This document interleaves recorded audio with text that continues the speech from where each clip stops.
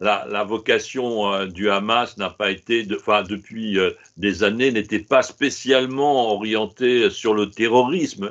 Là, ce qui a vraiment eu cette explosion du 7 octobre a renversé tous effectivement les cadres existants. Il y avait des échanges avec le Hamas, il y a du point de vue international. Donc, c'est vraiment la volonté, je pense, iranienne derrière. Et il faut aller chercher jusque le mal dans les racines, n'est-ce pas? Et les racines sont à Téhéran. Et tant qu'on n'aura pas compris ça, tant qu'on n'aura pas admis ça, tant qu'on n'aura pas fait le nécessaire pour que le peuple iranien renverse ce régime, ce que le peuple iranien souhaite d'ailleurs, eh bien, on sera toujours dans une situation épouvantable au Moyen-Orient.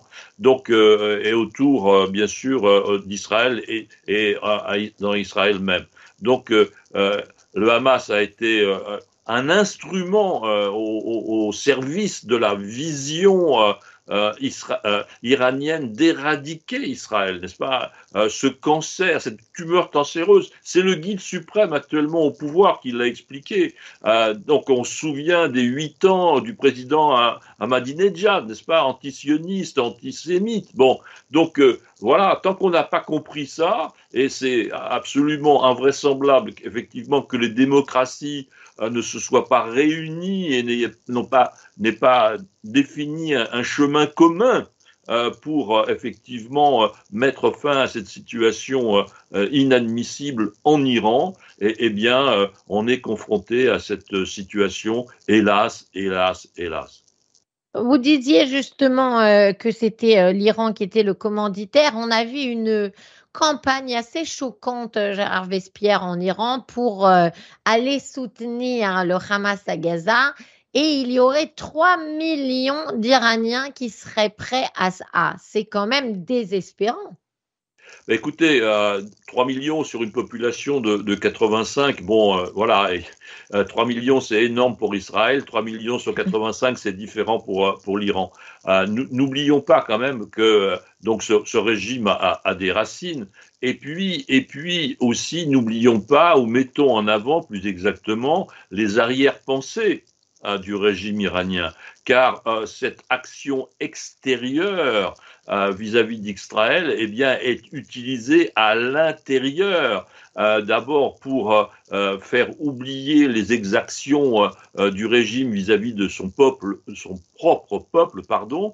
Deuxièmement, aussi pour réunir le maximum d'Iraniens autour de cette vision anti-israélienne. Et donc, voilà, il y a une exploitation intérieure et même la vision globale du régime est de pouvoir s'attaquer à un certain nombre d'organisations et de régions en Iran après les mouvements qui ont été ceux de la rue pendant de nombreux mois de l'année 2022 et 2023. Donc on est là devant une situation d'exploitation intérieure iranienne pour faire oublier les difficultés du régime face à sa population.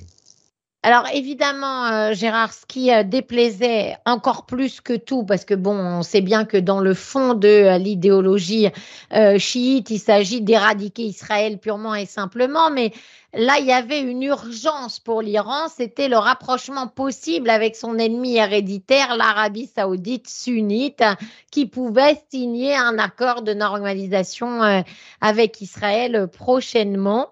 Ces accords d'Abraham, déjà, ça menaçait l'Iran et là, maintenant, c'était le cran de trop. Effectivement, je pense que depuis octobre 2020, n'est-ce pas, Téhéran a eu la nécessité de mettre en place une réaction à cette stratégie américano-arabo-israélienne. Et donc, il a fallu du temps pour réfléchir, il a fallu du temps pour préparer un schéma. Le schéma, eh bien, c'est ce que nous avons vu le 7 octobre. Concevoir une opération de ce type avec ce qu'elle a de pratique, de militaire, de technologique plus le volet politique que vous avez tout à fait bien souligné, donc de créer une rupture par rapport au mouvement donc de convergence entre les peuples arabes et donc Israël. Il fallait cette rupture et donc il fallait trouver une architecture, et ça ne se fait pas en 24 heures. Il a fallu effectivement ces 3 ans entre octobre 2020 et 2023, voyez-vous, une partie pour réfléchir quelle opération mener, comment l'organiser et ensuite préparer. Il a fallu entraîner à l'intérieur de Gaza, à l'extérieur de Gaza. Donc il y a eu vraiment un très grand travail de préparation de la part des gardiens de la Révolution. Et donc le conseiller spécial de Khamenei, donc du guide suprême, Velayati, qui est un ancien ministre des Affaires étrangères, a dit, si ma mémoire est bonne, le 9 octobre, voyez-vous, 2 jours après, en faisant référence aux États-Unis, aux gardiens de la Révolution et à l'élimination de Soleimani. Il a dit, si vous avez cru, si les Américains ont cru qu'en éliminant Soleimani, ils éliminaient la créativité et l'action extérieure des gardiens de la Révolution, ils ont eu tort. Ce qui vient de se passer en est la preuve. Donc, c'est un double aveu de la participation des gardiens de la Révolution à ce projet donc du 7 octobre et de l'invasion en Israël de la part du Hamas et de la responsabilité profonde de l'État iranien.